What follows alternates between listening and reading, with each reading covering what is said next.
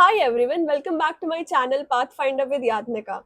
Today in this video, we'll talk about how to solve guesstimates. So, guesstimates are very commonly asked in interviews, and companies ask them because they want to evaluate your numerical ability and logical thinking skills. So, these might appear as standalone problems like estimating the number of taxis in a city, or they might appear as a part of a bigger case like estimating the market size in a market entry case. So today in this video, we'll learn how to logically and structurally solve guesstimates using various approaches. By the end of this video, you'll know how to solve guesstimates the right way. So let's get started.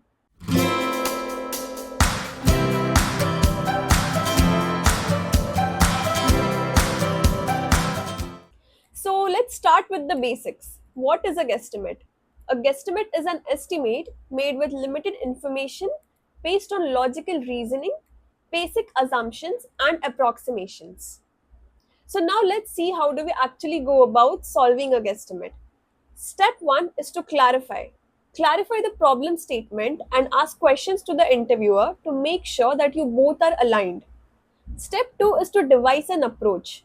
So there are various approaches to solve a guesstimate.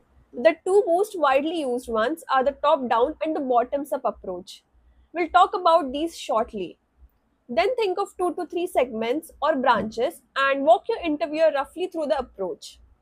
I would like to give you a small tip here. Please do not have any awkward silences with the interviewer and keep on telling them what you are thinking. Then comes step 3, that is segmentation. Now, fully segment your identified approach into smaller buckets and work out the numbers. I would like to give you another tip here. Please try to make your structure MECE. MECE means mutually exclusive and collectively exhaustive. Here, mutually exclusive means each category is unique and no overlaps or double counting is happening. For example, if you divide customers by age groups 0 to 18, 19 to 35, 36 to 60, and 60 plus, no person falls into any two groups together, right? Collectively exhaustive means all the categories together cover every possible case and nothing is left out.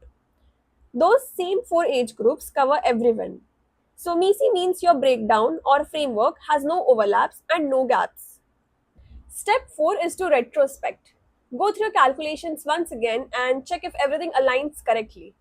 You can also think of an alternative approach and then cross verify if you're approximately getting the same answer using both these approaches. Always keep these three things in mind. Keep your structure MECE. MECE means mutually exclusive and collectively exhaustive. Second, always state your assumptions very clearly to the interviewer. And third, remember that the goal is not to get to the right answer, but to show structured thinking. Before we move on to understanding various approaches to solve guesstimates, I would like to show you a few statistics on the screen. You can take a screenshot of them.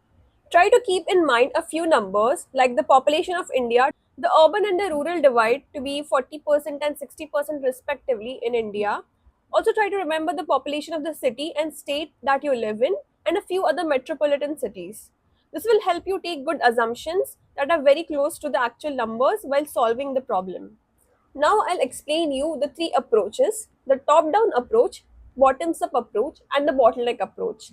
Let's dive into it.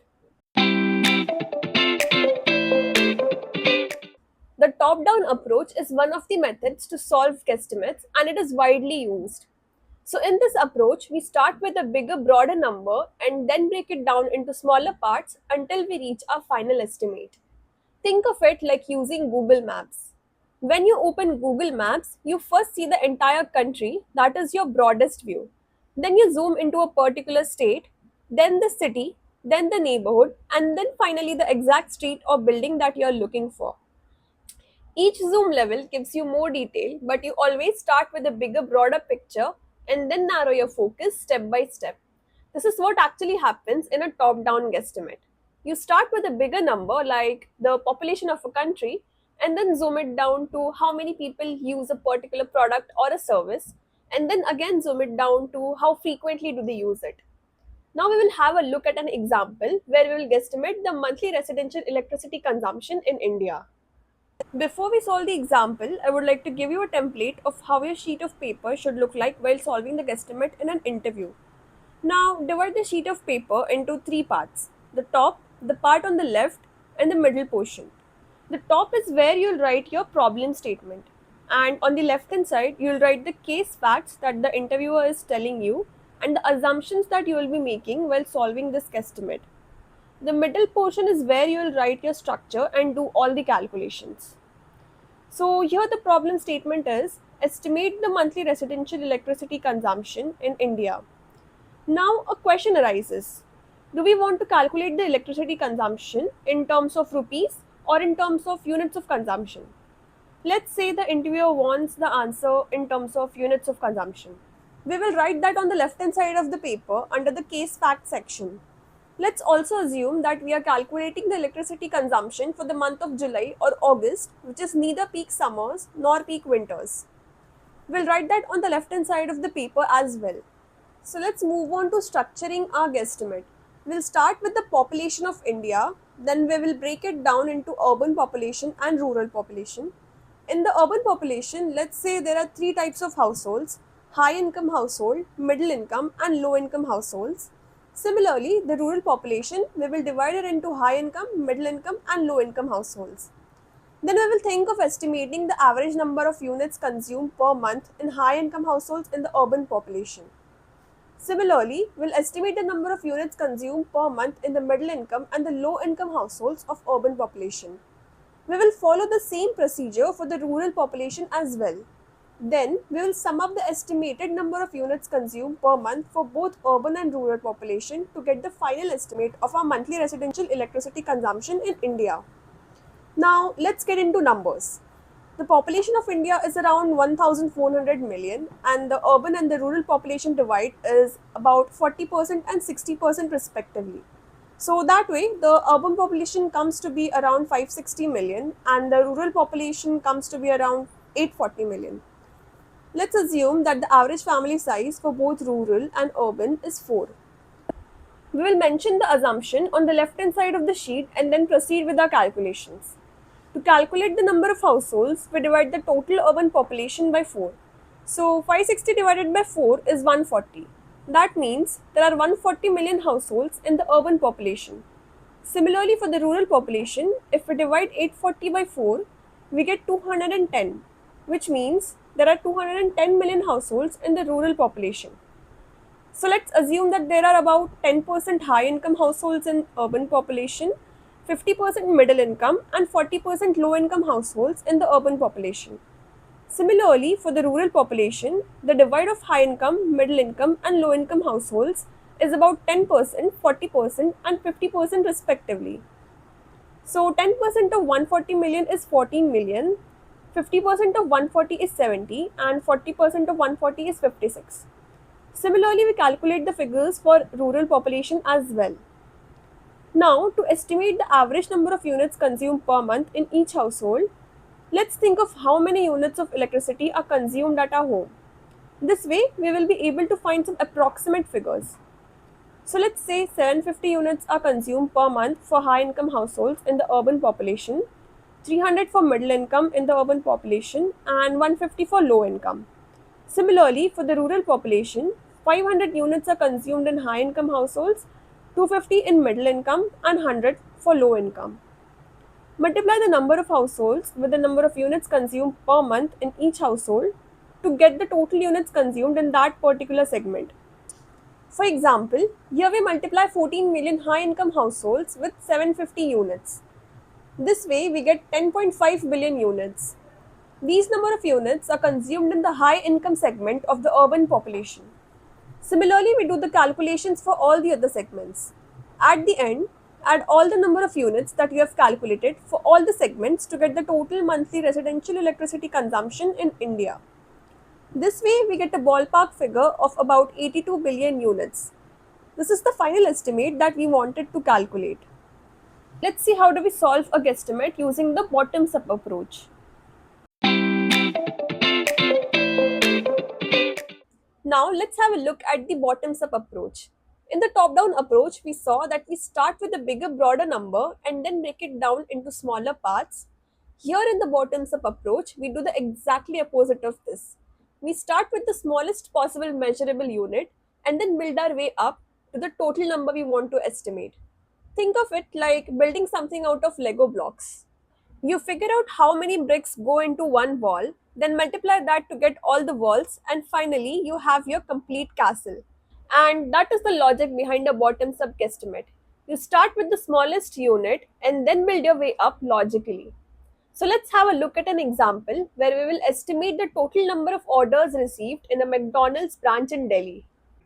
So again, divide the sheet of paper into three parts as we discussed earlier, and the problem statement will come at the top, which is estimate the number of orders received in a McDonald's branch in Delhi. So a question arises here, what part of Delhi will this McDonald's branch be situated in, just to gauge what will be the footfall here. Let's say the interviewer says that the branch is situated in a high traffic region. We'll mention this assumption at the left hand side of the paper. Now let's also assume that the branch operates from 10 a.m. to 10 p.m. every day, and we want to calculate the number of orders on a weekday and not a weekend. Let's dive into making a rough structure now. We will divide the number of orders into dine-in and online orders. So dine-in orders would be in store and online would be through Zomato, Swiggy or their own app. Let's divide the dine-in orders into peak hours and non-peak hours, and similarly for online orders. In the dine-in orders, we will estimate the percentage of table occupancy for both peak and non-peak hours and then estimate the total number of orders accordingly. Let's dive into the figures now. We assume the peak hours and the non-peak hours for both dine-in and online orders are 5 hours and 7 hours respectively, since we are working for 12 hours. The percentage of table occupancy for peak hours to be around 90% and for non-peak hours to be around 50%. We will calculate the total dine-in orders now. Think of the area of the complete restaurant and think of the area required per table. When we divide both of these figures, we get the total number of tables present in the restaurant. Now, when we multiply this complete figure with the number of times each table can be used, we get the total number of dine-in orders in store. So, to get this value, we divide the total minutes the store is available with the average time each customer spends on the table. Let's move on to calculating the total number of online orders now. We will get this figure when we multiply the total number of delivery men available for delivery at any point of time with the number of times that they will be picking up an order for delivery. To get this figure of pickup cycles, we divide the total time the store is available with the average waiting time for each delivery person. So average waiting time here means from the order confirmation to pickup. How long does it take on average from when the customer confirms the order to when the order is ready and picked up? Let's assume the area of the restaurant is 1500 square feet and the area required per table is 50 square feet. When we divide these numbers, we get 30 tables, which means there are 30 tables available in the restaurant. When we multiply this number with the table occupancy percentage, which is 90% in this case, it gives us 27 tables. This means that there are 27 tables occupied at any point of time during peak hours. When we multiply this figure with the number of times each table can be used, we will get the total number of dine-in orders during peak hours. To get this figure, we divide the total minutes available, that is 5 peak hours, into 60 minutes with the average time each customer spends on the table. Let's assume this time to be 30 minutes. This way, we get a total of 270 orders during peak hours in store. We will do similar calculations for the non-peak hours as well. Now let's move on to calculating the total number of online orders. We will assume that there are 10 delivery men during peak hours, and when we multiply 10 with the number of pickup cycles for each delivery person, we will get the total number of online orders in peak hours. We will calculate the number of pickup cycles by dividing the total time available, that is 5 hours into 60 minutes, by average waiting time from order confirmation to pickup. We will assume this figure to be 10 minutes. So that way we get a total of 300 orders during peak hours in the online mode. Similarly, we will assume that we have 5 delivery men for the non-peak hours and do the calculations accordingly.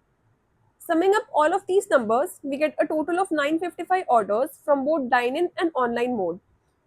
This is how you go about solving a bottoms-up guesstimate.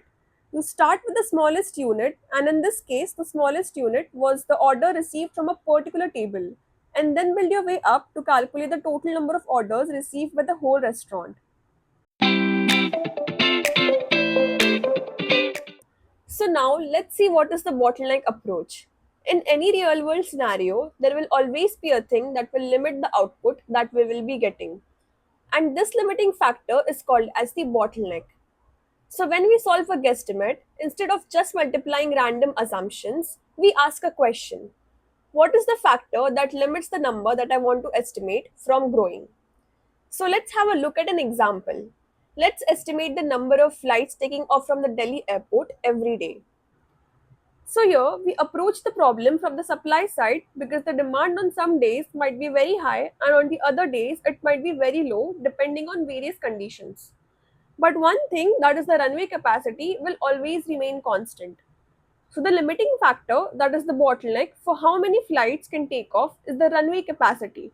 So instead of starting with total passengers, that is the demand side, we start with the supply side constraint, that is the runway availability and utilization. Let's start with writing the problem statement at the top and then move on to making the structure. We'll start with the number of runways. So we have three runways, one for departure, one for arrival, and another for both. Both here means the runways used for departure as well as arrival. So that way we have 1.5 runways for departures, that is takeoff. We have a total of 24 hours of operation time and runways don't operate on full capacity all day. So let's say we have 6 hours of peak hours, that is the busiest time, 12 hours of moderate hours, that is normal operating hours, and 6 hours are low, that is late night and early morning hours. We assume the time for one flight to take off is 2 minutes. So to calculate the number of flights that can take off during each hour in the peak time, we divide 1 hour, that is 60 minutes, by 2 minutes, that is the time taken by each flight to take off. That way we get 30 flights taking off per hour. So the number of flights taking off during the peak hours would be 30 flights per hour into 6 hours, that is 180 flights. Now we assume that the number of flights taking off during the moderate hours to be two-thirds of the peak. So two-thirds of 30 into 12 hours would be 240 flights. And we also assume the number of flights taking off during the low traffic hours would be one-third of the peak. So one-third of 30 into 6 hours would give us 60 flights. Adding all of these figures, we get a total of 480 flights taking off from one runway. So that way, for 1.5 runways, we would have 720 flights taking off. This is how you solve a guesstimate using a bottleneck approach by finding the limiting factor. In this case, the limiting factor was the number of runways available. So before I end this video, I would like to reiterate the few tips that I gave previously. First is to be messy, mutually exclusive, and collectively exhaustive. Second, state your assumptions clearly to the interviewer. Third, do not have any awkward silences with the interviewer and keep on engaging with them. Fourth, try to learn the statistics that I showed you previously in this video. So that's it for today. Thank you so much for watching. And please hit the like button if you found this video helpful and subscribe to my channel to stay updated.